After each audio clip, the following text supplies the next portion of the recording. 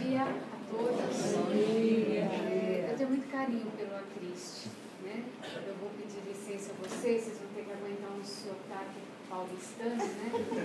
Umas porta, carinho, né? Uns e, né? Que vocês são corretos, vocês falam tá certíssimo. E a gente fala esse sotaque carregadíssimo lá da minha cidade.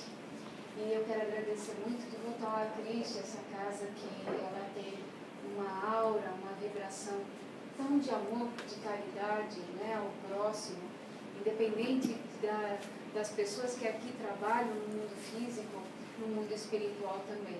Então esse ponto de luz, né, que aqui, nesse lugar, né, de Sepitiba, o Acriste, para mim, ele é um ponto de luz. Aqui nessa cidade do Rio de Janeiro, como muitas outras, mas o Acriste é esse ponto de luz para vocês no nosso coração e com certeza na pátria espiritual. Por isso que eu sempre volto aqui pelo menos uma vez ao ano, quando eles me convidam com tanto carinho. Eu não posso dizer não, eu dou um jeito, sai de São Paulo, vem para cá. A gente queria convidar mais uma vez, né? Bom, gente, eu fiquei pensando o que nós podíamos conversar hoje aqui.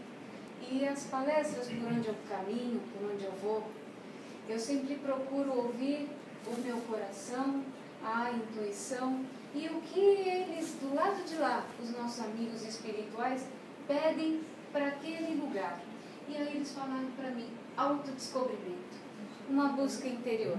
Tinha tantos temas para trazer, mas autoconhecimento, uma busca interior, aonde a gente vai ao encontro daquele termo, né, de Allan Kardec, onde a base da nossa doutrina, a base da doutrina de Jesus Cristo, a reforma íntima. Mas, meu Deus, se eu perguntasse aqui para qualquer trabalhador dessa casa, quando vai falar de reforma íntima, a gente treme na base, porque é complicado. Eu acho que é uma das matérias mais difíceis dentro do Espiritismo.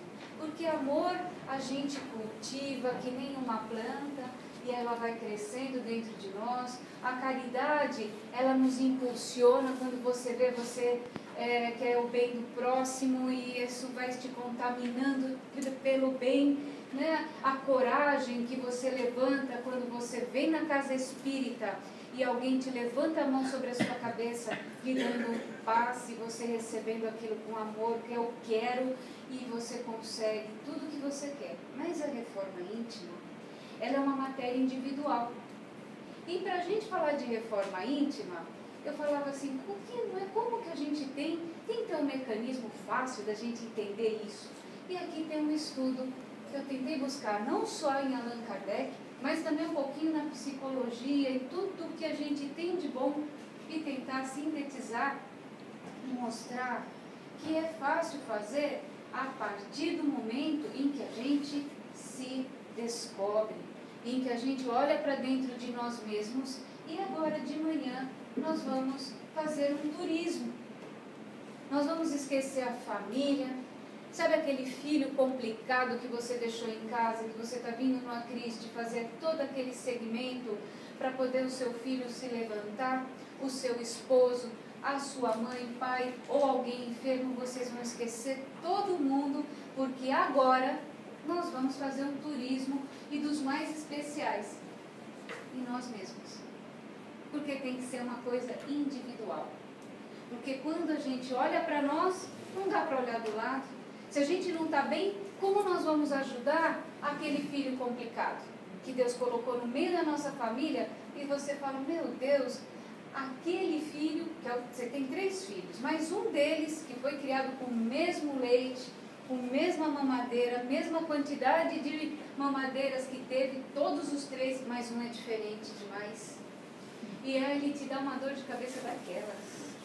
E aí você fala, meu Deus, como é que eu faço isso? Se você não está bem, como que você vai fazer? Porque a vida só te dá aquilo que você oferece para ela. As pessoas só dão aquilo que tem. Se a pessoa tem amor, ela dá amor. Se a pessoa está numa tempestade de ódio, ela vai te devolver com ódio. A gente tem dentro de nós, como filhos de Deus, a perfeição. E é aqui que a gente vai brincar de fazer o quê? Conhecer as duas grandes leis. E eu começo com Jesus Cristo, o grande psicólogo das almas, Jesus Cristo. Porque Jesus Cristo não tinha forma, não tinha um método, não tinha nada, ele tinha a palavra, o amor e a certeza que ele não estava aqui por acaso. E quando ele sintetizou o cristianismo, ele falou assim, vamos lá? Amai a Deus sobre todas as coisas. E amai ao próximo como? Se a gente não tem amor em nós, como é que a gente vai amar alguém? As moças querem o quê? O par perfeito. Mas se não tem amor por si, quantas chegam para mim e falam assim, mas Gil, eu rezo tanto, e só me aparecem complicações na minha vida. Eu não vou falar o que elas falam, porque realmente é complicado, né? Mas a gente, eu sempre respondo para elas assim, é porque você ainda está com aquele código antigo e Deus faz os testemunhos de fé, que é para ver se a gente tem fé mesmo e a gente acha que é sofrimento, nós estamos morrendo. É só um testezinho, vamos ver se ela aprendeu mesmo? Vamos mandar mais um. E aí a pessoa se derrete naqueles problemas que são problemas do passado. Só que quando Jesus Cristo falou isso, é para a gente alertar que tem que começar em nós, não é no vizinho. Porque quando nós sairmos deste corpo físico e nós chegarmos lá no céu, porque ninguém aqui quer ir para o umbral, certo? Gente, vou perguntar de novo. Eu não quero ir. Eu tenho um amigo que fala sempre para mim assim, Gil, quando eu desencarnar, eu vou pendurar um monte de coisa no meu pescoço. Católico, evangélico, espírita, judeu. O primeiro que fala, vamos para a luz, eu vou, porque eu não vou para as sombras. Ele é espírita, ele brinca assim, mas é verdade. A gente precisa entender que nós não queremos as sombras, a gente quer a luz. A gente está passando aqui por esse planeta Terra para chegar lá de novo e ficar na luz, nas sombras? Ah, não, pelo menos subir um degrau. 28º andar, a gente já estava no trilho lá para baixo, né? No 50º andar do umbral, pelo menos vamos subir um pouquinho? Já vai mais para a luz? Todos nós queremos isso. E é por aí que a gente tem que entender algumas coisas que nascem conosco, porque a gente não vem de uma vida só. E o que nasce conosco? Faz os traços da nossa personalidade. Que uns são mais humor de urso, que quando acorda de manhã, você dá aquele bom dia, a pessoa fala, por que você está falando comigo hoje? Não dormi bem. E tem pessoas que também falam assim, toda vez que eu leio o Evangelho, eu tenho um pesadelo. Aí um grande espírito sábio, chamado Pedro, disse o seguinte, não é o Evangelho que dá o pesadelo antes de você dormir. É o que você pensa antes de dormir que te leva ao pesadelo. Porque se você não lesse a página do Evangelho, você ficaria preso aos pensamentos que você tem. E aí, a gente tem também, quando a gente tem os nossos traços de personalidade, pessoas que são mais calmas, né? Tem jovens que parece que tem 50, 70 anos, não é assim? Você fala, nossa. E tem pessoas com 70 que tem uma vitalidade. Quem aqui conviveu com pessoas da década de 20 e 30, que nasceu lá 1920, 1930, aquela vozinha. Tem pessoas iguais? Eu digo que a safra dos melhores espíritos que passaram pelo planeta Terra. Pessoas não tinham nada, não tinham WhatsApp, não tinha Facebook, não tinha absolutamente nada. Se comunicavam, não tinha tempo ruim, não tinha geladeira, e as comidas eram perfeitas, índice de doença zero e morriam com quase 100 anos. Não era assim? E o que acontece hoje? Qualquer coisinha, a gente já está morrendo, não é? Aí agora falam que a nossa realidade é a qualidade de vida. Nós trocamos, são períodos da nossa vida. Hoje nós temos a informação, mas nós não temos qualidade de vida. E aí, quando a gente tem os traços da nossa personalidade, a gente começa a se socializar. É aquelas mães que muitas vezes protegem tanto o filho, que aí fala assim, não, meu filho não pode pisar no chão, meu filho não pode ir na escola. Ele tem 5 aninhos e o menino nem foi para a escola ainda. Porque não pode se socializar, tem que se socializar. A tarefa dos pais e das mães, a grande missão de ser mãe e de ser pai, é entregar a Deus o filho dele melhorado. Porque ninguém é mãe, ninguém é pai, porque nós somos todos filhos de Deus. E Deus deixa cada pai e cada mãe, num regime de tutela temporária para cuidar de um filho dele. Então você tem que pegar essa pessoa e entregar para a vida, para ela experimentar. É claro que nem tudo que a vida oferece é bom, a gente não precisa experimentar tudo. Porque aí entra o papel do pai e da mãe, os valores, que muitas vezes hoje a gente fala assim, esses valores não têm mais sentido. Tem sim. O valor tem sentido e constrói a nossa personalidade. Nós nascemos com um conjunto de coisas, nós experimentamos no meio social essas personalidades que a gente vai criando, que a gente vai sofisticando em encarnação em encarnação, e aí nós nos tornamos em algumas coisas ou pessoas, porque tem coisas e pessoas. Muitas pessoas falam assim, eu vou ser médico, eu vou ser doutor, eu vou ser engenheiro. Não. Por quê? Nós estamos nos formando. A gente sai daquela primeira infância, entra na idade adulta e a gente vai se formar. Alguns vão ser excelentes pessoas do lar, maravilhosas pessoas do lar, que não tenham nenhum problema em ser assim. Fala, eu não vou para a faculdade, mas eu vou criar os meus filhos. Uma missão maravilhosa. E as pessoas estão nas suas profissões. As profissões não são o que as pessoas são. As profissões nós estamos. Hoje nós estamos engenheiros numa grande empresa de petróleo da região de Rio de Janeiro. E amanhã?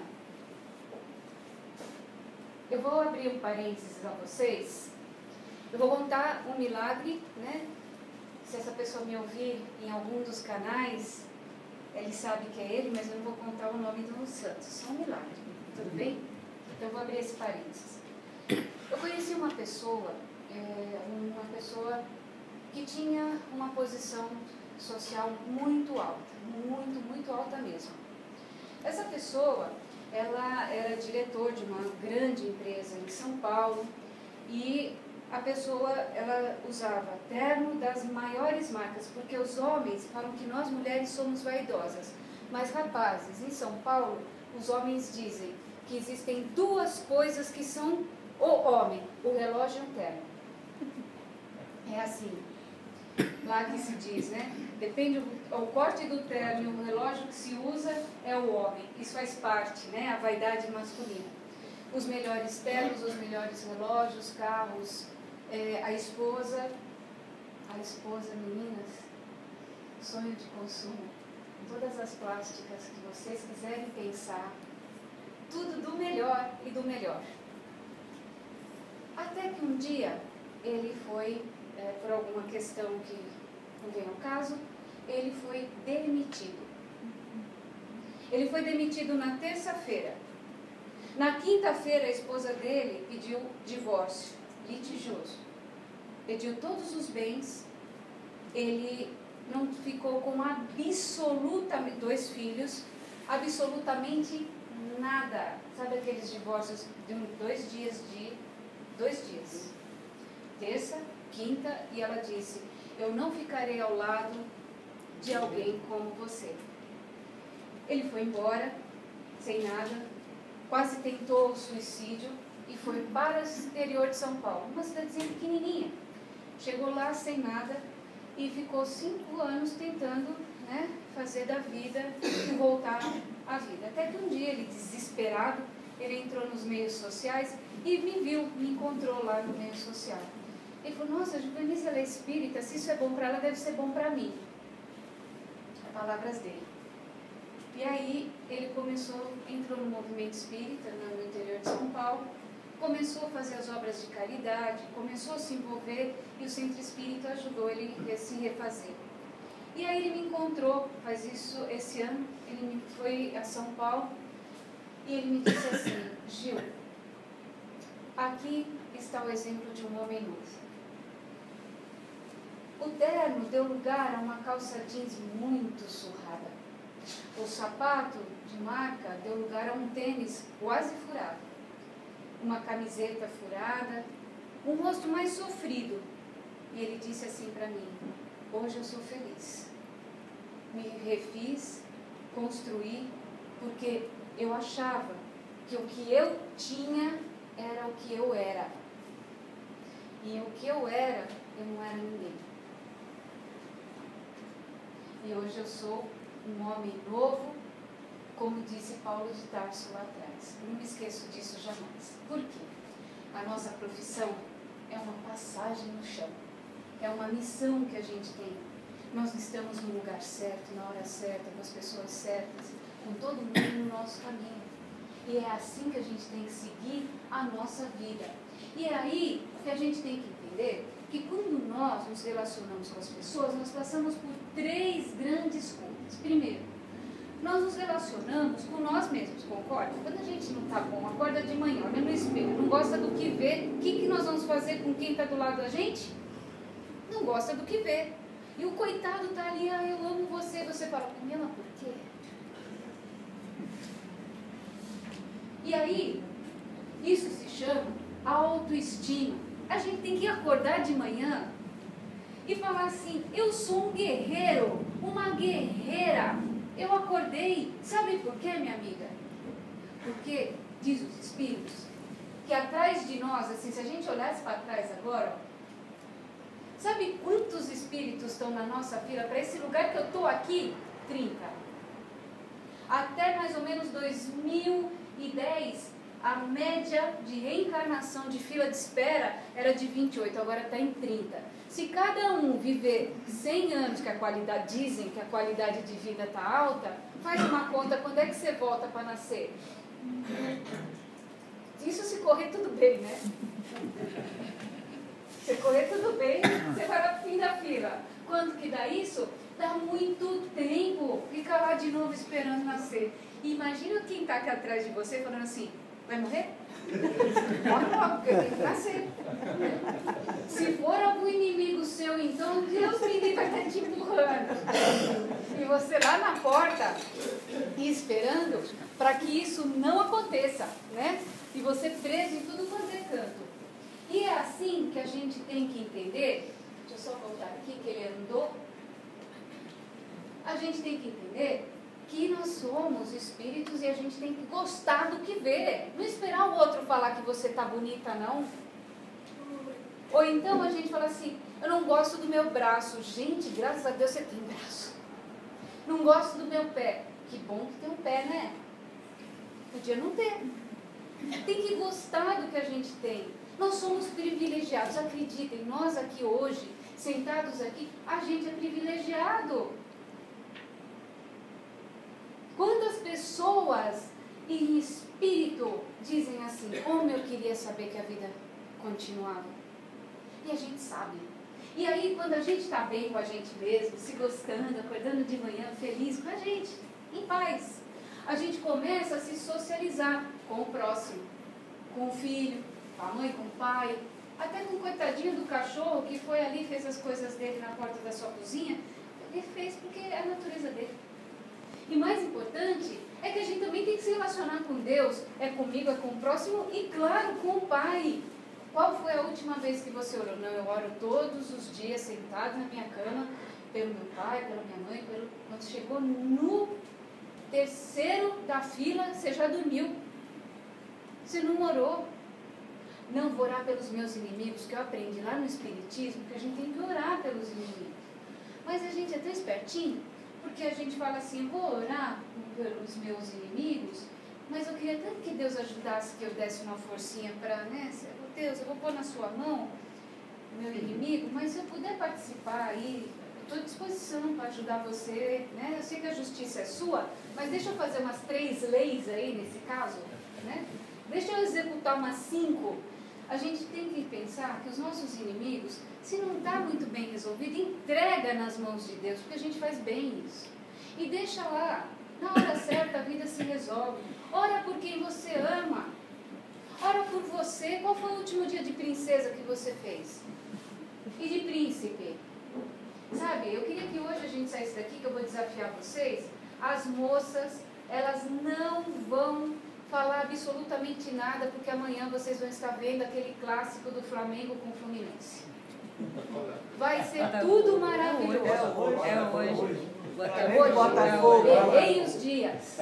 Mas as meninas também, elas vão para o shopping, elas não vão levar o cartão de crédito de vocês. Tudo bem? Eis o grande desafio. E aí, a gente também tem que ter a capacidade de superar os nossos limites. Porque não adianta a gente falar assim, Deus me ajuda, você não sai do lugar. Sabe o que diz um espírito chamado Saul? Dê o primeiro passo, que eu lhe ajudarei a dar o segundo, o terceiro e o quarto. Mas o primeiro passo sempre tem que partir de você. E é importante a gente aproveitar as oportunidades da vida.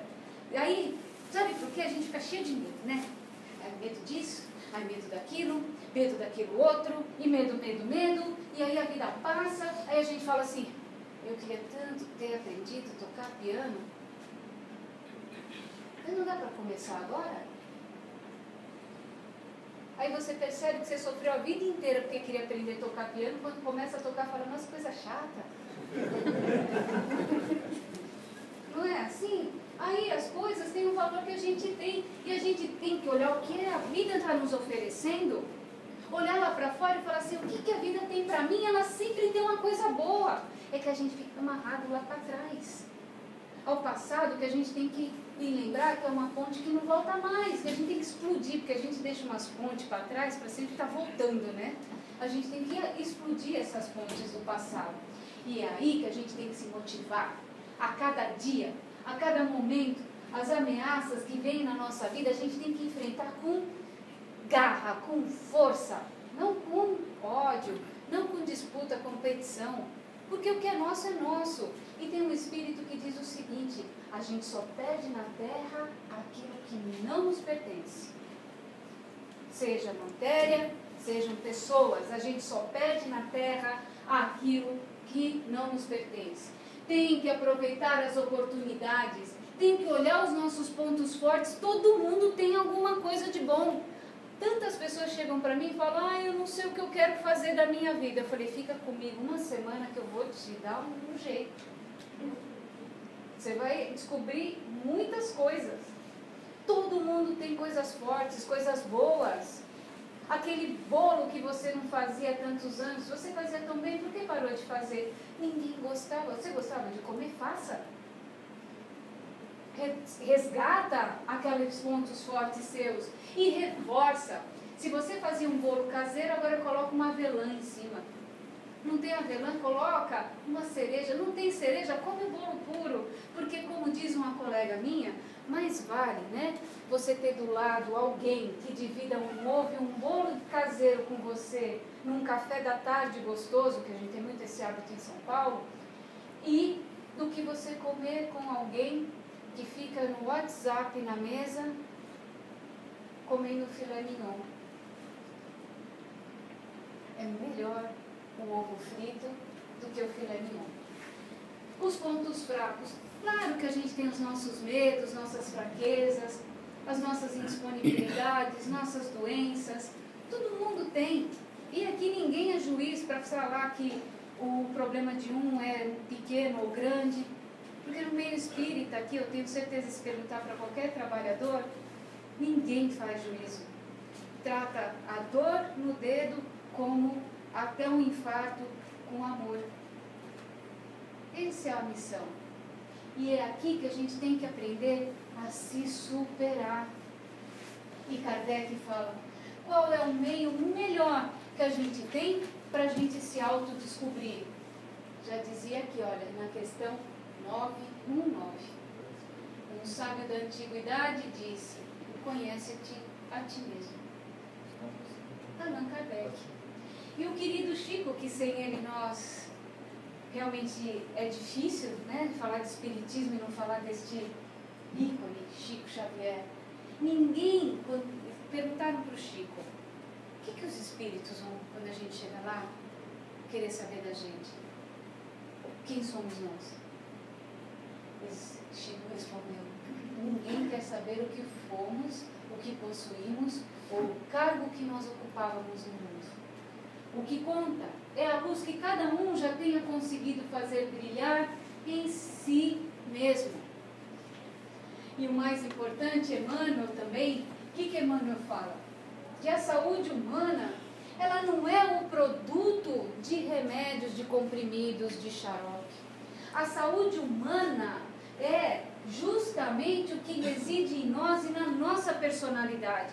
Porque se você quer curar, você cura. Se você quer sair de uma situação, seja ela material ou não, você sai. Lembra sempre disso. Dá o primeiro passo, porque os amigos espirituais vão te ajudar a dar o segundo, o terceiro e o infinito. E o importante é como que começa então. O que é essa tal dessa reforma íntima? O que a gente tem que fazer então, Giovannis? Depois de tanta informação que você me dá, o que eu tenho que fazer e o que é isso? É um processo de autoconhecimento. É a gente se conhecer. É a gente não se matar aos pouquinhos, como muitas pessoas falam. Eu acho que a morte está mais relacionada com a vida na matéria do que com os nossos desencarnes, né? A morte, ela acontece com as nossas atitudes no nosso dia a dia, naquilo que a gente produz e naquilo que a gente tem medo. E o mais importante é saber por que eu tenho que fazer isso. Por que eu tenho que começar essa tal desse autoconhecimento e dessa reforma? Para eu me libertar das minhas imperfeições, porque são muitas. Aquelas que a gente conhece e aquelas que a gente não conhece, que está guardadinha lá no fundo, que a gente fala assim, eu brinco sempre que imperfeição é que nem guarda-roupa. Meninas, arrumar guarda-roupa é um martírio, não é? É a coisa pior do mundo. Você abre o maleiro, cai 30 malas na sua cabeça, você encontra que lá dentro de um coelho vivendo dentro do seu armário, você encontra de tudo, de tudo. E você fala, quanta coisa eu guardo e não sabia nem que eu precisava. Se a gente não consegue arrumar o guarda-roupa inteiro, começa arrumando uma gaveta. Arruma uma por dia. As que estão mais baixas, que está mais fácil. Depois você arruma o que dá para você só levantar o braço. E o que está lá em cima você programa ao longo da vida. É a imperfeição. É isso que a gente tem que fazer. E para que eu tenho que fazer isso? Para a gente se transformar. Para a gente ser melhor do que a gente foi no dia de ontem. E onde que a gente faz isso? Dentro de nós. E para a gente fazer isso, é quando? É agora. É a gente saindo daqui se desafiando. É a gente saindo daqui do Acriste hoje com a grande missão individual. Eu vou fazer, aos poucos. Eu acho muito bonito porque existem pessoas que falam assim, antes eu fazia algumas coisas e hoje eu lembro de um espírito, eu não faço. Falei, já é um começo. Mas sabe o que eu olho para nós? Algum tempo atrás, a gente estava matando grego, romano, não era assim? A gente era tão sem noção da vida, um matava o outro. A gente já não faz mais isso. A gente fala de amor, a gente tolera, engole um sapo, o estômago dói, mas a gente está aqui tentando e é difícil.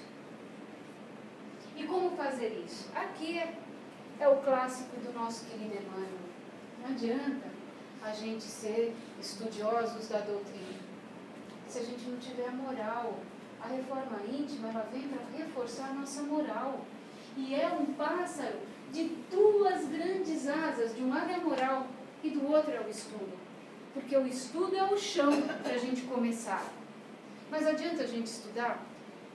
Um parênteses. Vocês conhecem o espírita chato? É aquele que você faz um churrasco no domingo. Churrasco.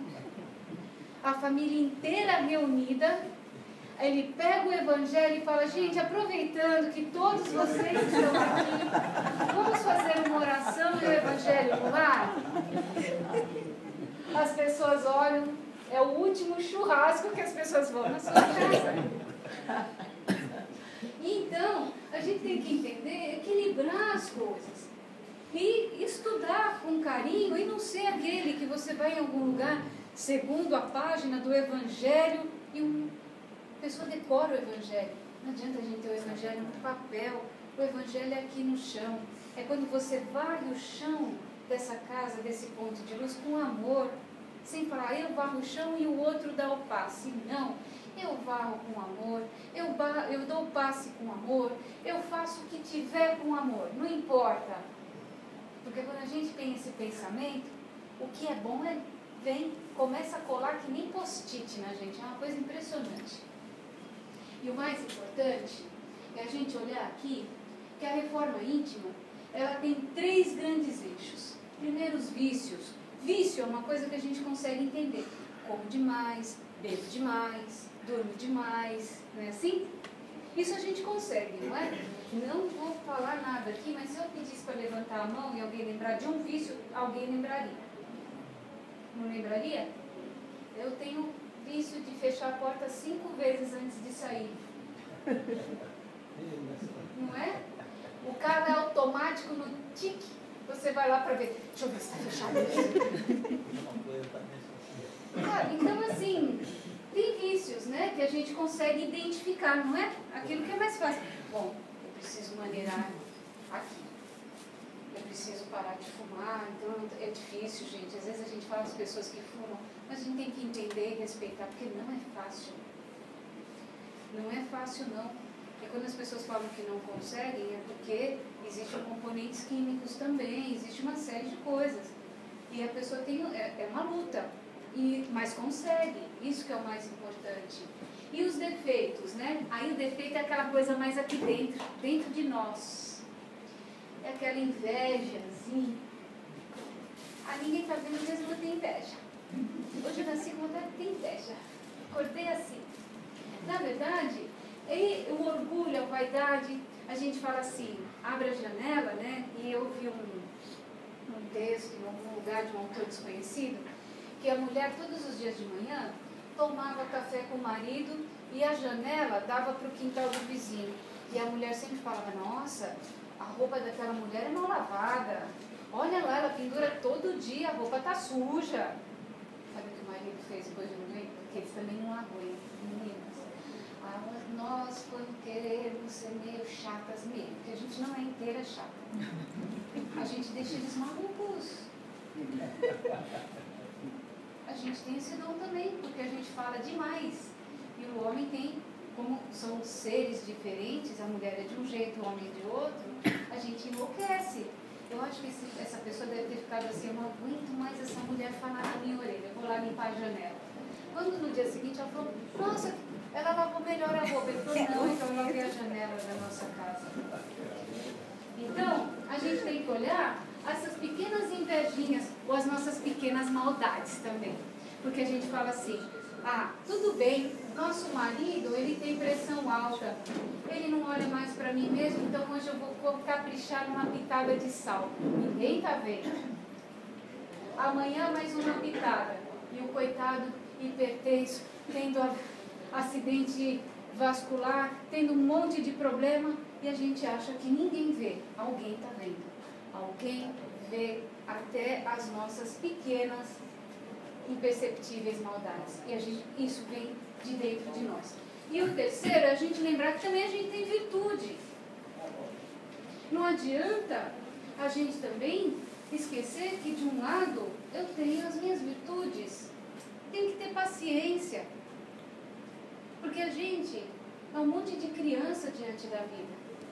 A gente fica fazendo birra com Deus, faz birra com a mãe, não é assim? Quem aqui tem irmão? Mulheres, tem irmão? Irmão. Lembra quando você brigava com seu irmão porque ele usou o seu shampoo?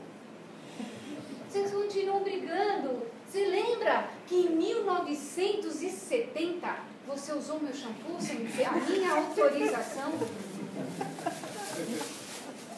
Você lembra que você deixou a toalha enrolada na cama da mamãe? Ele fala, quando isso? Você tinha 7 anos de idade. Gente, está incomodando, só que você está com 50. Então, você tem que olhar para trás e olhar. Tolerância. É usar o shampoo? Dá para usar menos? Para todo mundo usar? Dá para negociar? Dá para a gente fazer uma relação de ganha-ganha? Uma relação positiva? Dá sim. E aqui, o maior mérito de tudo isso, que consiste no interesse pessoal, para o bem do próximo. Porque quando a gente está bem, a gente vai fazer melhor as nossas coisas. A gente vai acordar querendo estar bem. E quando a gente não está bem, a gente tumultua. Se deixar, quando a gente não está bem e deixar a gente num espaço sem nada, vazio, a gente vai complicar esse espaço. É capaz a gente criar uma guerra íntima nesse espaço. E reconhece-se, olha só, hein, Allan Kardec, reconhece o verdadeiro espírita pela sua transformação moral. Mas a gente é todo mundo transformado, nós vamos sair daqui hoje, todos transformados, né, assim? Somos todos ótimos, maravilhosos.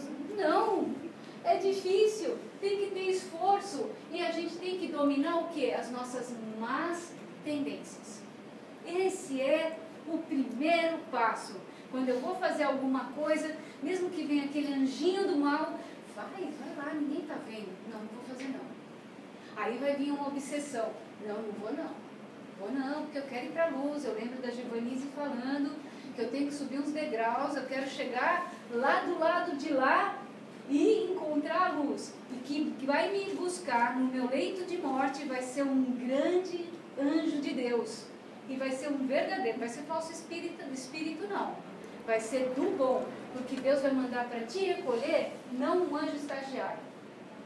Porque ele vai fazer alguma coisa.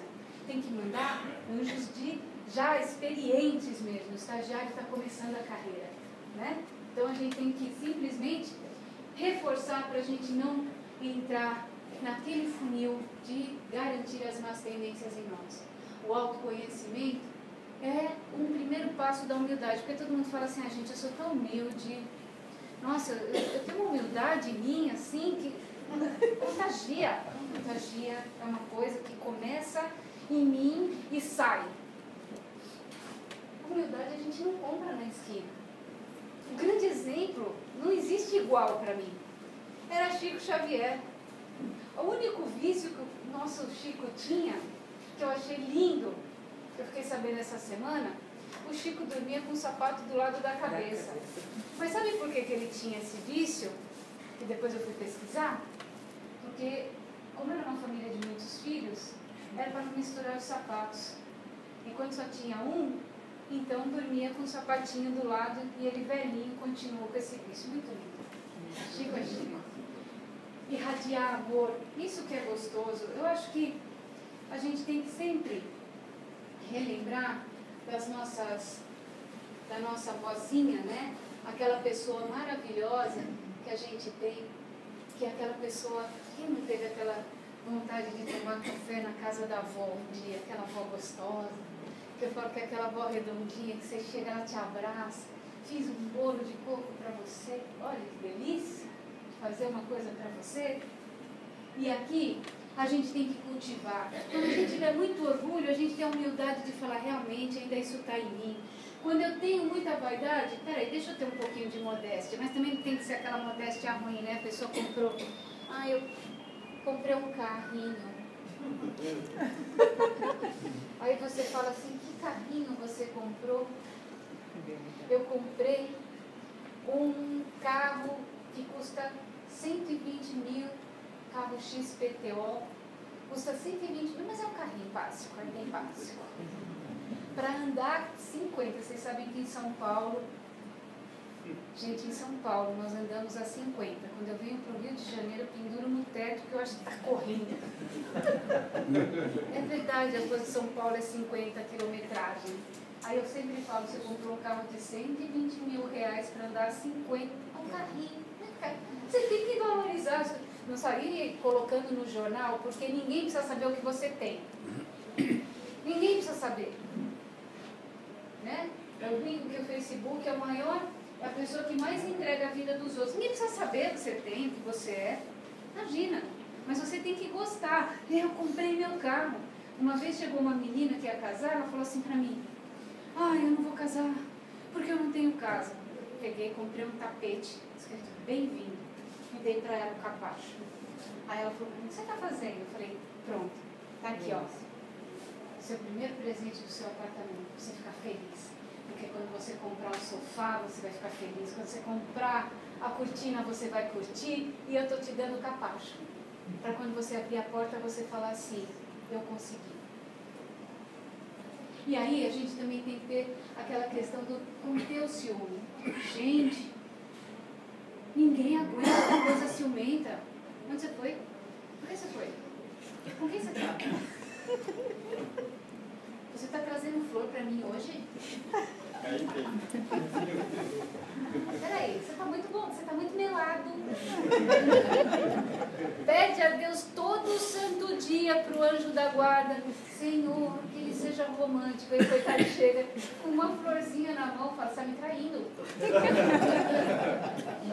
Ninguém merece, não é verdade? A gente precisa realmente pensar um pouquinho. E a gente também tem que sair da fantasia, porque a gente fantasia muito a vida. Ah, eu quero morar lá na Barra da Tijuca, frente para o mar, com tudo que tem direito, mas não põe o pé na praia. Cheio de medo. Aí, acha que se for morar lá, vai ser feliz. Mas se você está morando com você mesmo, você tem que ser feliz com você. É a fantasia. E eu sempre relembro nesse momento o nosso querido Walt Disney. Quem assistiu Cinderela? Gente, por favor, né? Por favor. Cinderela, Gata Borralheira, né? Certo? Nova versão de cinema, que todo mundo falou que foi levar o sobrinho, mas na verdade foi assistir o filme. Né? Coitadinho do sobrinho. E aí o que acontece? Como que termina o filme? Viveram felizes para sempre. Ninguém sabe no dia seguinte se a Cinderela aguentou aquele chato do príncipe que roncava. Ninguém sabe que o príncipe deixava o sapato no meio do salão.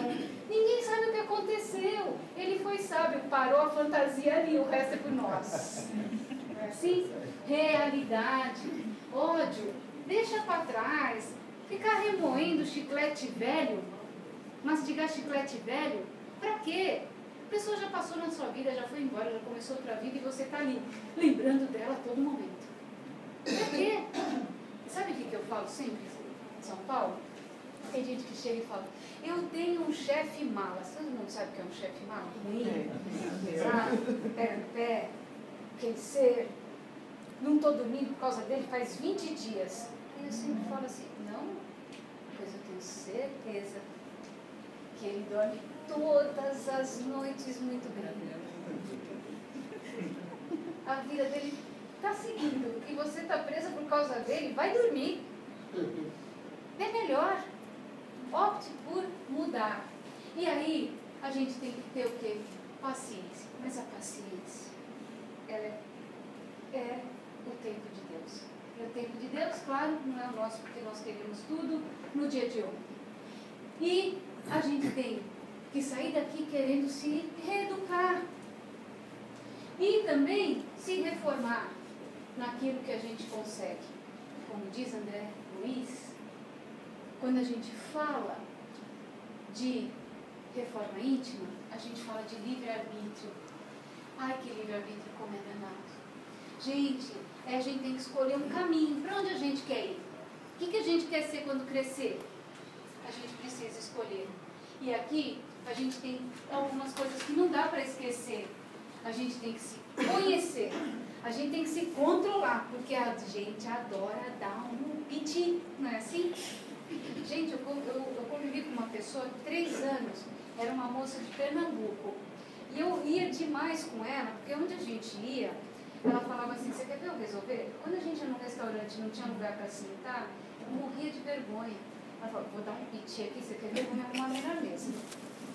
Então ela falava que tudo na vida dela era resultado de um piti. E na vida não é assim. A gente tem que entender que a gente tem que se controlar. Tem horas que a gente pode falar. Tem pessoas que falam assim, eu sou muito transparente. Eu gosto de pessoas transparentes. Eu sou muito transparente, vou falar o que eu acho. E quando a gente fala o que eu acho, você pode levar a seguinte resposta. Baseado em quê? Porque achismo não tem fundamento nenhum. Tem fundamento no que você crê, que pode não ser o que eu creio. Então a gente acha demais. E a gente tem que deixar de achar. Tem que se controlar. Engole o sapo. Sabe qual a diferença de engolir o sapo e não sofrer com o sapo? É não ficar remoendo ele no estômago. E ter automotivação. Puxa, eu perdi meu emprego, eu tenho dívida para pagar. Gente, graças a Deus você tem dívida para pagar, significa que você conquistou alguma coisa. Então vamos para frente. Ah, mas eu não consigo mais praticar engenharia. Ótimo, vamos se refazer. Ah, mas o problema é a crise. Não, o problema é a crise em você. A gente tem como se refazer. E a gente tem que ter aquela simpatia, empatia pelas coisas. Porque quando chega alguém com aquele amor de urso, você fala... Vocês conhecem as pessoas que são comparadas com granada? Granada, explosão. A pessoa chega na rodinha, todo mundo explode. Sai, porque ninguém aguenta, porque o ser chegou. E vai começar a fazer o quê? Reclamar. E a gente tem que se socializar. Ficar em casa, chorando, fechado, no escuro, embaixo da mesa. Depressão patológica tem que cuidar. Porque depressão é uma situação hoje, a doença que a Organização Mundial de Saúde diz que é aquela que vai dominar o nosso planeta em pouco tempo. Isso precisa procurar ajuda. Agora, quando a gente está ali, não, meu mundo caiu embaixo da mesa, né, sofrendo por nada, a gente tem que se levantar e ir à luta.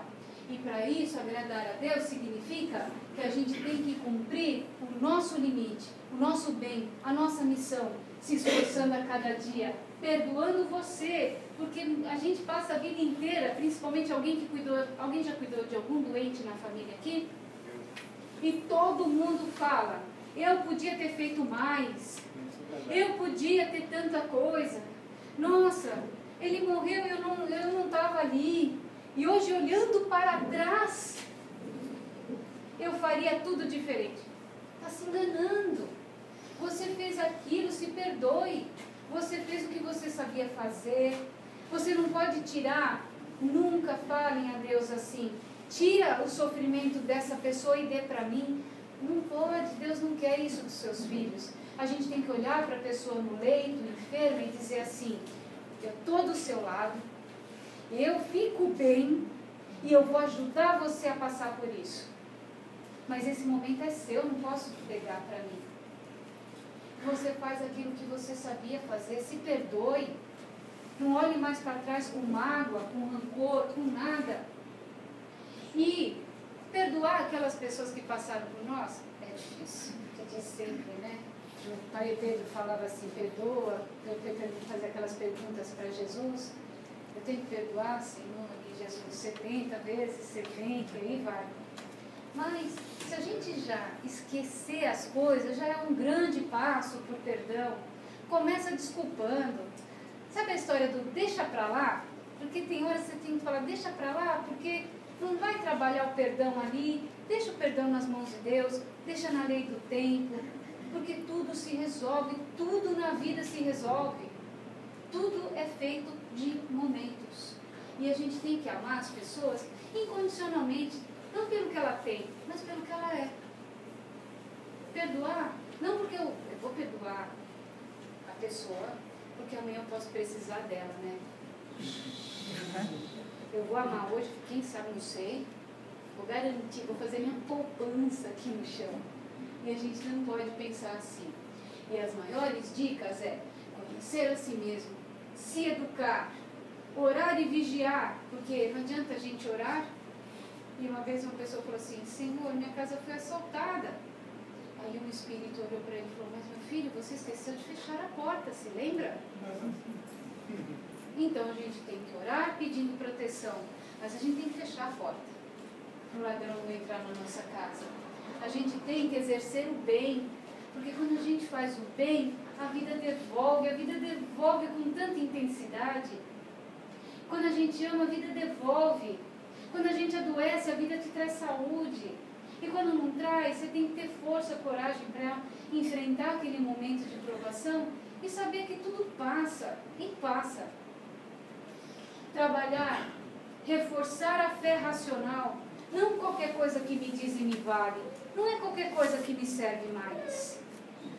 Hoje eu quero mais. Eu quero informação. Eu quero saber. Eu quero fazer. E Deus consigo. Sem isso, Se a gente não tiver Deus na sua origem, na sua base, na sua raiz, na sua força, a gente não dá aquele primeiro passo.